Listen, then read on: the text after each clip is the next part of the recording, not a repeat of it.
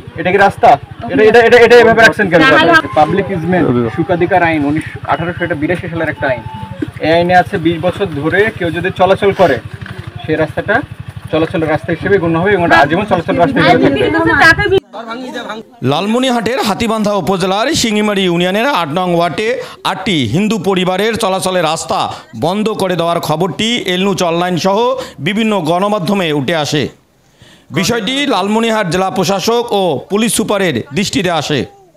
আজ হাতীবান্ধা উপজেলা ভারপ্রাপ্ত নির্বাহী কর্মকর্তা দুলাল হোসেন ও ওসি মাহমুদুল নবী সরজমিনে গিয়ে রাস্তাটি খুলে দিয়ে হিন্দু পরিবারগুলোর যাতায়াতের ব্যবস্থা করে দেন।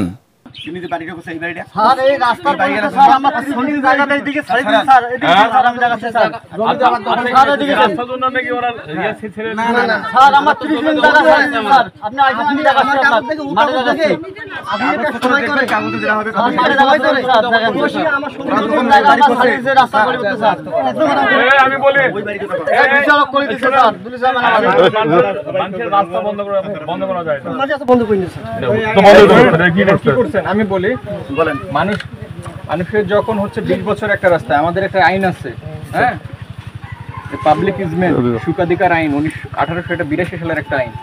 এই আইনে আছে 20 বছর ধরে কেউ যদি চলাচল করে সেই রাস্তাটা চলাচলের রাস্তা হিসেবে গণ্য হবে এবং আজীবন চলাচল রাস্তা হিসেবে থাকবে। এটা করা যাবে না, কারো রাস্তা বন্ধ করা যাবে না।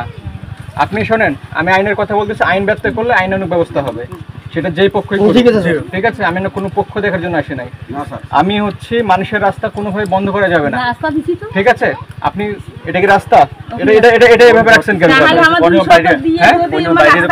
আপনি পরে কোন জায়গায় কি হচ্ছে পরে দেখবেন, মানুষের রাস্তা বন্ধ করে এটা করতে পারবেন না। করলে শোনেন, আমি বলি করলে আইন সেই সময় আপনাদের বলা লাগতো, ওদের বলা লাগতো স্যার, ওরা জানে না। মানুষের দাদাদের রাস্তা বন্ধ করা যাবে না। স্যার আপনার আরেকটা জায়গা দেখাই স্যার, ওরা যে আমাদের 200 জায়গা দখল করছে স্যার, আমি দেখাচ্ছি স্যার। স্যার এদিকে আছেন স্যার, ফাঁকা দেন না, ফাঁকা দেন।